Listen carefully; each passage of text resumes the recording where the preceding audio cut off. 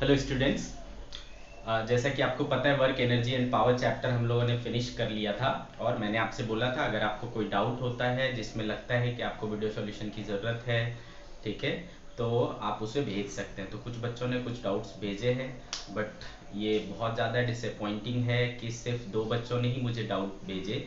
तो out of 60 students अगर सिर्फ 2 बच्चों को डाउट आ रहा है तो या तो मैं बहुत अच्छा पढ़ाता हूँ या तो आप पढ़ते नहीं हो। दोनों में से कोई एक चीज़ हो सकता है, ठीक है। चलो देखते हैं। उम्मीद करता हूँ कि नेक्स्ट टाइम ज़्यादा क्वेश्चंस आएंगे आपकी तरफ से। तो ये क्वेश्चन है क्वेश्चन नंबर 55। ये सारे क्वेश्चन डीसी पांडे के हैं, तो आपके पास डीसी पांडे आप रेफर कर सकते हो। क्वेश्चन नंबर 55 कहता है कि the potential energy function for a particle executing linear SHM is given by, ठीक है। अब लीनियर एसएचएम क्या होता है, सिंपल हार्मोनिक मोशन क्या होता है, ठीक है। एसएचएम का मतलब होता है सिंपल हार्मोनिक मोशन। ये एक पूरा का पूरा चैप्टर है जो आने वाले दिनों में पढ़ने वाले हैं हम लोग, ठीक है। तो एसएचएम क्या होता है उस पार्ट को अलग करो। आगे क्या बोल रहा है कि उसका जो पोटेंशियल एनर्जी है वो गिवन है, ठीक है। Potential energy V of x as a function of x given है half k x square, half k x square, जिसमें k क्या है बेटा, स्प्रिंग कांस्टेंट है या फोर्स कांस्टेंट बोल सकते हो, स्प्रिंग कांस्टेंट या फोर्स कांस्टेंट, जो कितना गिवन है 0.5 न्यूटन पर मीटर, 0.5 न्यूटन पर मीटर गिवन है, ठीक है। और बोला कि उस पार्टिकल का टोटल एनर्जी कैपिटल ई है, टोटल एनर्जी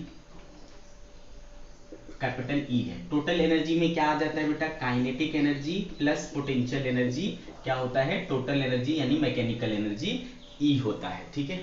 बोला कि इस पोटेंशियल एनर्जी और एक्स के बीच में जो ग्राफ है वो कुछ इस तरीके से है, ठीक है बेटा। ये क्या है, एक्सट्रीम एंड्स है, प्लस एक्सएम और माइनस एक्सएम। अब होता क्या है ये भी मैं आपको समझा देता हूँ। जैसे कि मान लो एक पेंडुलम है, ठीक है। पेंडुलम है तो क्या होता है बेटा, अगर ये आपने इसको कुछ छेड़ा नहीं है, इसको नॉर्मली रहने दोगे तो ये इस पोजीशन में रहेगा, ये इसका क्या है, नेचुरल पोजीशन है। अगर आप इसको थोड़ा सा छेड़ दोगे, ठीक है, तो ये क्या करेगा बेटा, इसके बीच में ऐसा ये करेगा, मोशन करेगा, इधर जाएगा इधर जाएगा इधर, ऐसे ऐसे ये क्या होता रहेगा, हिलता रहेगा। आ रही बात समझ में, ठीक है। तो इसको क्या कहते हैं, ये जो सिंपल पेंडुलम का मोशन है ये भी एक प्रकार का सिंपल हार्मोनिक मोशन है। तो ये देखो इसका एक्सट्रीम एंड है ना, इस तरफ एक्सट्रीम इस तरफ एक्सट्रीम, ठीक है। तो ऐसा ही है ना मोशन हो रहा है। तो इसका जो पोटेंशियल एनर्जी और एक्स के बीच का ग्राफ है वो कुछ इस तरीके से गिवन है, ठीक है। और इसका टोटल एनर्जी कितना है, ई है। तो आपसे पूछ रहा है कि आपसे बोल रहा है कि when it reaches x equals to plus minus xm, if v equals to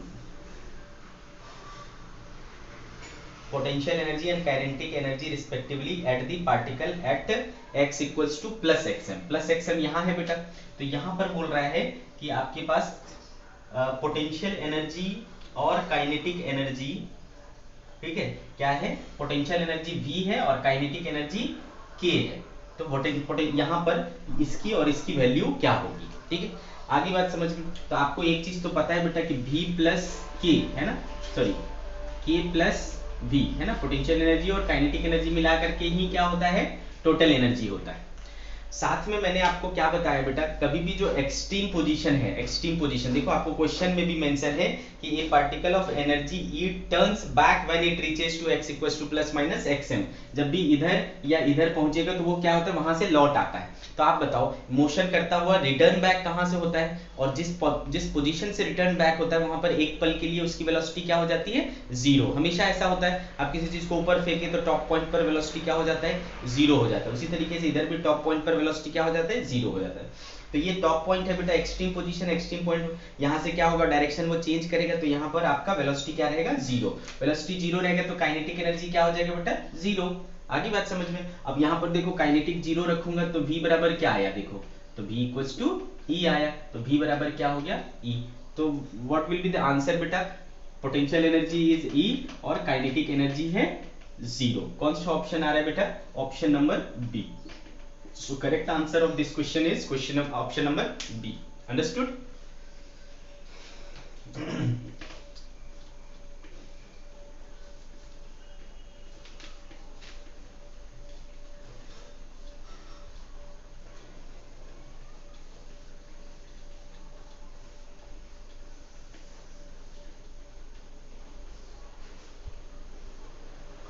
next question is question number 61। Question number 61 क्या कह रहा है? Figure shows a particle sliding on a frictionless track. एक फ्रिक्शनलेस ट्रैक है जो इस तरीके का है, ठीक है। ओके, फ्रिक्शनलेस ट्रैक है इस तरीके का। ये ग्राउंड है, ये इसकी हाइट 1 मीटर है और इसकी हाइट क्या है? 0.5 मीटर है। ओके, ट्रैक कैसा है? फ्रिक्शनलेस है। Which terminates in a straight horizontal section. यहाँ लास्ट का जो सेक्शन है वो हॉरिजॉन्टल है। If the particle start slipping from the point A, यहां से जो है पार्टिकल क्या होता है? स्लिप करना शुरू करता है। Into how far away from the track will the particle hit the ground. यहां से है ना, यहां से कितने दूर जाकर के ग्राउंड पर आपका पार्टिकल गिरेगा, ठीक है। कितनी दूरी पर जाकर के पार्टिकल गिरेगा ये अपने को निकालना है। ये डिस्टेंस सपोज x, तो ये डिस्टेंस निकालना है। अंडरस्टूड? तो बेटे इसमें क्या करना है आपको, समझो कि देखो इनिशियली ये कहां पर है? यहां पर है। फाइनली ये कहां पर जाएगा? यहां पे जाएगा, ठीक है। तो मान लो बेटा इसको मैंने रेफरेंस माना, है ना, रेफरेंस लाइन इसको माना। ये कितना है? 0.5। तो ये भी कितना हुआ बेटा? 0.5 हो गया। 0.5 यहां से इसको स्लिप कराया जाता है, यहां से इसको छोड़ा जाता है, रिलीज किया जाता है। तो रिलीज करने से पहले ये क्या था बेटा? रेस्ट में था। तो काइनेटिक एनर्जी क्या था? 0 था। या ये रेफरेंस है तो यहां से हाइट है ना इसके पास, तो पोटेंशियल एनर्जी होगा कितना होगा बेटा? mgh। तो mg और h कितना है बेटा? 0.5, ठीक है। समझ गए ये बात? तो इतना इसके पास पोटेंशियल एनर्जी है। तो टोटल एनर्जी क्या हुआ बेटा? टोटल एनर्जी क्या हो गया? जोड़ दो तो क्या हो गया? mg/2, है ना। कितना हो गया टोटल एनर्जी? mg/2। अब यहाँ पर मान लो जब ये बॉल यहाँ पर पहुंचती है तो इसके पास वेलोसिटी कितनी रहती है? v। और ये चूंकि रेफरेंस लाइन है तो यहाँ पर पोटेंशियल एनर्जी 0 हो जाएगा। तो यहाँ पर काइनेटिक एनर्जी हो जाएगा बेटा हाफ mv², और पोटेंशियल एनर्जी क्या हो जाएगा? 0। Therefore total energy is half mv²। अब आप देख पा रहे हो बेटा यहाँ पर कि चूंकि फ्रिक्शन लग नहीं रहा है ना, फ्रिक्शन लेस है, फ्रिक्शन लग नहीं रहा है, तो क्या लग रहा है? सिर्फ उसका ग्रेविटी लग रहा है ना। Only gravity is acting here. तो ग्रेविटी क्या है बेटा? ये है आपका कंजर्वेटिव फोर्स है। कंजर्वेटिव फोर्स है तो बेटा यहाँ पर टोटल एनर्जी क्या रहेगा? कंजर्व्ड रहेगा, मतलब टोटल मैकेनिकल एनर्जी कंजर्व्ड रहेगा। तो ये और ये क्या रहेंगे? बराबर रहेंगे, कंजर्व्ड रहेंगे। कंजर्वेशन ऑफ मैकेनिकल एनर्जी में लगा रहा हूं तो mg/2 इक्वल टू क्या हो जाएगा बेटे? Half mv²। m 2 कैंसिल हो गया तो v बराबर क्या आ गया? √g आ गया, ठीक है। v इक्वल्स टू क्या आ गया बेटे? √g आ गया। अब देखो यहां से है ना, ये जो स्ट्रेट पोर्शन है वहां पर इसको वेलोसिटी मिल गया क्या? v बराबर √g। तो इसके बाद क्या होगा? देखो इसके पास बेटा, इसके पास हॉरिजॉन्टल वेलोसिटी है तो यहाँ पर क्या होगा? ये इस तरीके से प्रोजेक्टाइल करेगा, है ना। ये हाइट कितना है? 0.5 मीटर। तो यहाँ के बाद का जो क्वेश्चन है वो हॉरिजॉन्टल प्रोजेक्टाइल वाला क्वेश्चन है। तो आपने प्रोजेक्टाइल पढ़ रखा है बेटा, तो हॉरिजॉन्टल प्रोजेक्टाइल में आपको है ना कितना होगा ये चीज आपको पता है कैसे निकालना है, ठीक है। याद करो, रिमाइंड करने की कोशिश करो कि how to solve horizontal projectile, ठीक है। तो सोचो बेटा इसमें इस तरफ का ये है आपके पास, इस तरफ में कोई भी वेलोसिटी नहीं है ना। u y क्या है? 0 है, लेकिन इस डायरेक्शन में एक्सेलरेशन है a y कितना? g। तो आपको पता चल जाएगा बेटा यहाँ से यहाँ जाने में कितना टाइम लगेगा, है ना। यहाँ से यहाँ जाने में कितना टाइम लगेगा पता चल जाएगा। तो टाइम कितना होता है बेटा? √2h/g होता है कि नहीं? तो √2h कितना है बेटा? 0.5/g। तो कितना हो गया? देखो 251 हो गया 1/√g, है ना। ये क्या हो जाएगा? 1/√g। So time here is 1/√g, okay. Time here is 1/√g। अब आपको पता है बेटा हॉरिजॉन्टल डायरेक्शन में है ना, प्रोजेक्टाइल मोशन में हॉरिजॉन्टल डायरेक्शन में जो स्पीड रहता है वो चेंज नहीं करता है। हॉरिजॉन्टल कंपोनेंट नहीं चेंज करता ना, तो जितना टाइम इसको नीचे आने में लगा उतना ही टाइम क्या होगा? इधर जाने में लगेगा। और इधर का स्पीड कितना है? √g। तो इस डायरेक्शन में जो डिस्टेंस होगा ये वाला x जिसको हमने मान रखा है वो बेसिकली क्या है? रेंज है। रेंज इक्वल टू क्या हो जाएगा बेटा? टाइम है आपके पास 1/√g और ये है आपके पास √g कैंसिल हो जाएगा, होना चाहिए क्या बेटा? 1 मीटर। तो ये कितने दूरी पर जाकर के गिरेगा? 1 मीटर की दूरी पर जाकर के गिरेगा। ठीक है, आगे बात समझ में। तो वो अपनी ट्रैक से, इस ट्रैक से कहाँ जाकर के गिरेगा, 1 मीटर की दूरी पर जाकर के गिरेगा। अच्छे से समझा बच्चे लोग। ठीक है, तो ये देखो बहुत अच्छा कॉम्बिनेशन हो गया दो चीजों का, वर्क पावर एनर्जी और फिर आपका प्रोजेक्टाइल का कॉम्बिनेशन हो गया, दो चैप्टर यहाँ पर कंबाइन हो गए।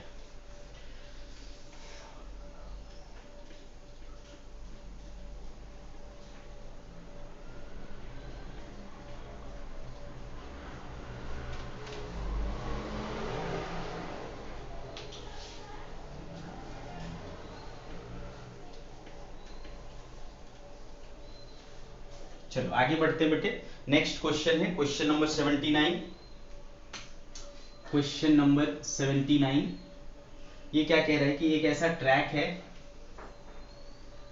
जिसका एंगल कितना है, 30 डिग्री है, इसकी हाइट कितनी है, h है, और यहां पर एक स्प्रिंग लगा हुआ है, ओके, और यहां से एक ब्लॉक m जिसका मास कितना है, 10 kg, इस ब्लॉक का मास कितना है बेटे, 10 kg है, और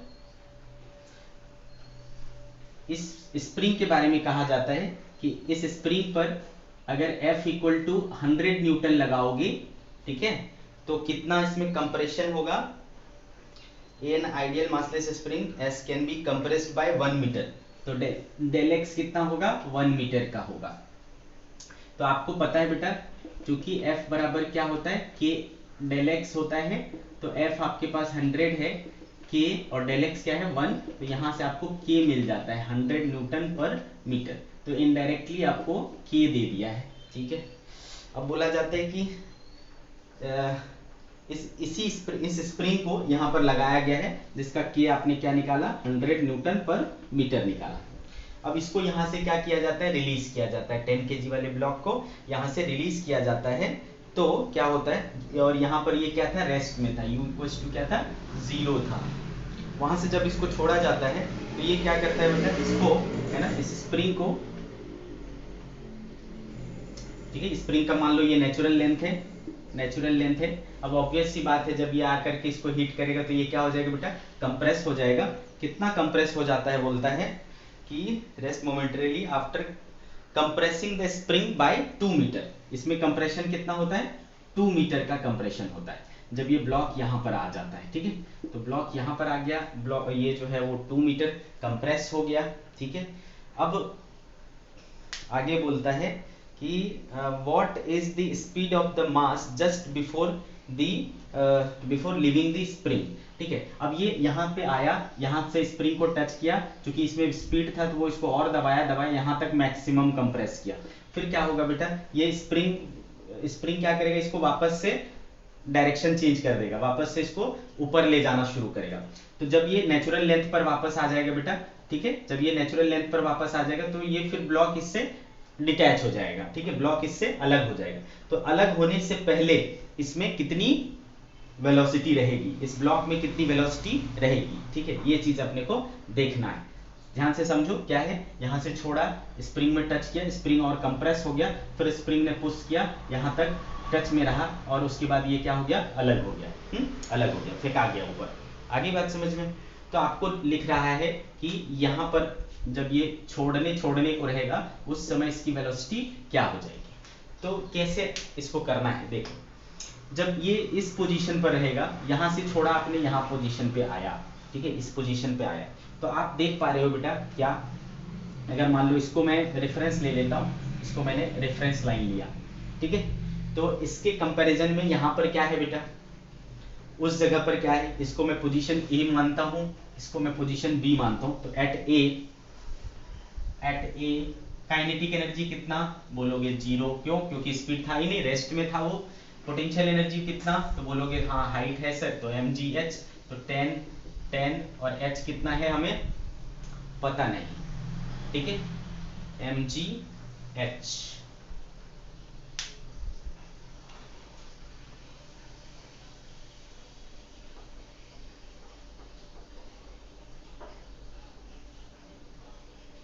या ऐसा करने की भी अपने को जरूरत है नहीं बेटा, फिट है, इसको गोली मारो, ठीक है। ये सब भी करने की जरूरत नहीं, ये पोजीशन लेने की भी आपको जरूरत नहीं पड़ेगी। अगर मैं इसको ए पोजीशन बोलूं, ठीक है, इसको ए पोजीशन बोलूं और इसी को मैंने रेफरेंस माना है, रेफरेंस माना है बेटा, तो क्या हो गया, यहाँ पर पोटेंशियल एनर्जी नहीं होगा, ठीक है, एट ए और चूंकि ये क्या है बेटा, मैक्सिमम कंप्रेशन वाला पोजीशन है, मैक्सिमम कंप्रेशन वाला, तो यहाँ पर आपका ब्लॉक मूव भी नहीं कर रहा होगा, यहाँ पर आकर के एक पल के लिए क्या हो जाएगा, वो रेस्ट में आ जाएगा, क्योंकि इसके बाद फिर से वापस जाना है इसको, मतलब यहाँ से वो डायरेक्शन चेंज करेगा। तो काइनेटिक एनर्जी क्या रहेगा बेटा, जीरो रहेगा।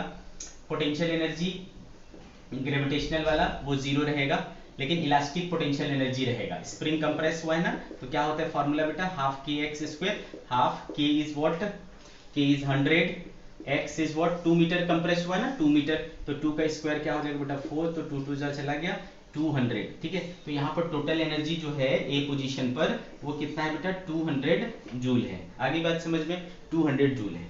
फिर अब ये क्या होगा, 2 मीटर ये कंप्रेस हुआ था, 2 मीटर कंप्रेस हुआ था, तो जब ये नेचुरल लेंथ पर जाएगा, है ना, तो वापस से 2 मीटर इसको ऐसा चढ़ना पड़ेगा, है ना बेटे, 2 मीटर ऐसा चढ़ना पड़ा। अब यहाँ आप देख पा रहे हो कि ये एंगल अगर 30 डिग्री है, तो this angle will also be 30 degree, है ना बेटे, ठीक है। ये एंगल 30 है, तो ये भी 30 होगा। अब ठीक है भाई, ये 30 है, ये 2 मीटर है ना, तो आप सोचो बेटा, क्या ये निकाल सकते हो आप, ऑब्वियसली निकाल सकते हो। 2 cos 30, 2 sin 30, 2 sin 30 होगा ये चीज, तो 2 sin 30 क्या होता है बेटा, 1/2, तो ये क्या है देखो 1 मीटर, ठीक है। तो अब मैं कंपेयर कर रहा हूं एट बी, ठीक है, बी पर मैं मानता हूं बेटा कि इसकी वेलोसिटी क्या हो गई, v हो गई, ठीक है, मान लिया कि v हो गई। तो एट बी एट बी क्या होगा बताओ, पोटेंशियल एनर्जी होगा, यस, कितना होगा बेटा, mgh, तो m कितना है बेटा 10, g कितना है 10 और h कितना है 1, ठीक है, h कितना आया है देखो 1। पोटेंशियल एनर्जी आ गया बेटा, काइनेटिक एनर्जी होगा, yes, half m v square, पता नहीं, ठीक है, तो ये क्या हो गया बेटा 5v square.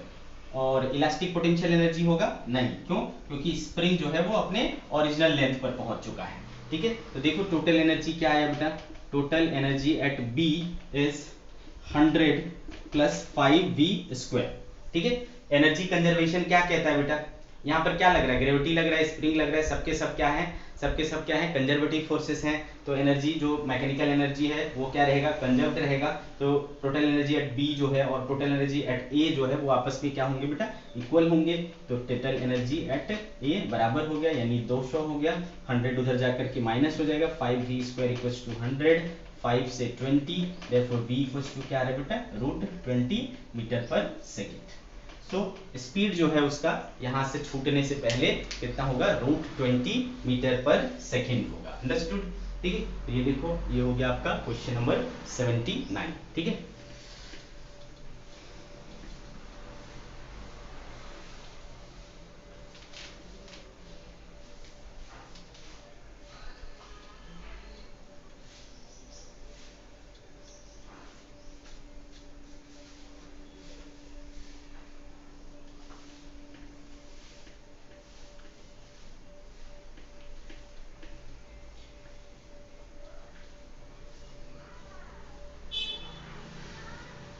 Next is question number 5। Question number 5 इसमें क्या कह रहा है कि इस तरीके का एक स्मूथ सरफेस है, ठीक है, और एक बॉडी जिसका मास m है, उस पर एक टेंजेंशियल फोर्स लग रहा है F, ये लंबाई क्या है L और ये ऊंचाई क्या है h, ठीक है। ये जब यहां से यहां जाएगा तो कितना वर्क डन करेगा, work done bye F, work done bye F force, ठीक है। अब आप सोचो बेटा यहाँ पर क्या क्या फोर्सेस लग रहा है, एक तो F लग रहा है वो एक्सटर्नल फोर्स हो गया, और एक क्या लग रहा है ग्रेविटी mg वेट, ठीक है, वेट लग रहा है, वेट और फोर्स, ये दो फोर्सेस लग रहे हैं। और क्या बोल रहा है बेटा क्वेश्चन में कि a body of mass m was slowly pulled up the क्या बोलते हैं हिल, up the hill by a force F which at each point was directed along the tangent of the trajectory all surfaces are smooth, find work done by this force. ठीक है, तो यहाँ पर दो ही force लग रहा है बेटा, और ब्लॉक को कैसे ले जा रहे हैं, स्लोली ले जा रहे हैं। जब बात आपको जब भी कभी ऐसा लिखा रहे कि स्लोली मूव कर रहा है, इसका मतलब वहां पर एक्सेलरेशन नहीं हो रहा है। एक्सेलरेशन नहीं हो रहा है इसका मतलब क्या है बेटा, एक्सेलरेशन नहीं हो रहा है इसका मतलब वेलोसिटी कांस्टेंट है। ठीक है, वेलोसिटी यानी स्पीड कांस्टेंट है, और अगर स्पीड कांस्टेंट है बेटा तो सोचो है ना, काइनेटिक एनर्जी में कोई चेंज होगा क्या, काइनेटिक एनर्जी में कोई चेंज नहीं होगा। अगर काइनेटिक एनर्जी में कोई चेंज नहीं हो रहा है, अगर हमने वर्क एनर्जी थ्योरम लगाया, तो क्या कहते हैं work energy theorem, work done by all forces, है ना, work done by all forces क्या होता है, equal to change in kinetic energy के बराबर होता है। ठीक है, तो वर्क डन कौन कौन कर रहा है बेटा, वर्क डन फोर्स कर रहा है, प्लस वर्क डन कौन करेगा, ग्रेविटी करेगा। ठीक है, इन दोनों की वजह से जो होगा वो equal to change in kinetic energy के बराबर होगा, लेकिन काइनेटिक एनर्जी चेंज नहीं होगा क्योंकि स्पीड क्या है, कांस्टेंट है। ठीक है, तो वर्क डन बाय फोर्स देखो फाइनली क्या आ रहा है, equal to minus of work done by gravity लग रहा है। ठीक है, तो बताओ वर्क डन बाय ग्रेविटी कितना होगा यहाँ पर, तो माइनस, देखो वेट किधर लग रहा है बेटा, नीचे, है ना, वेट किधर लग रहा है, नीचे, और किस डायरेक्शन में, वाई एक्सिस पर, वाई एक्सिस पर डिस्प्लेसमेंट कितना है बेटा, एच, है ना, वाई एक्सिस पर कितना डिस्प्लेसमेंट है, एच डिस्प्लेसमेंट है, और वेट नीचे लग रहा है और डिस्प्लेसमेंट ऊपर हो रहा है ना बेटा, क्लियर है। तो बताओ क्या हो जाएगा, नेगेटिव वर्क डन करेगा, ग्रेविटी कैसे वर्क डन करेगा, नेगेटिव, तो माइनस mg और h। ठीक है, माइनस माइनस प्लस हो गया, देखो mgh, work done by force जो आया वो क्या आया, mgh आया। क्लियर है मेरी बात, understood. So this is work done by force F। Next question is question number 12। Next question is question number 12।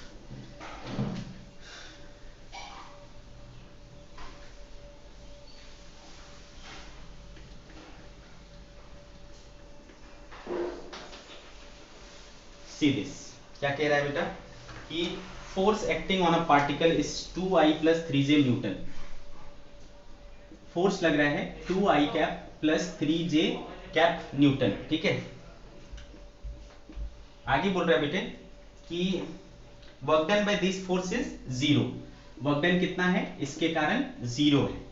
कब, जब पार्टिकल मूव कर रहा है ऑन अ लाइन, एक लाइन पर मूव कर रहा है, और उस लाइन का इक्वेशन है 3y प्लस के एक्स इक्वल टू 5।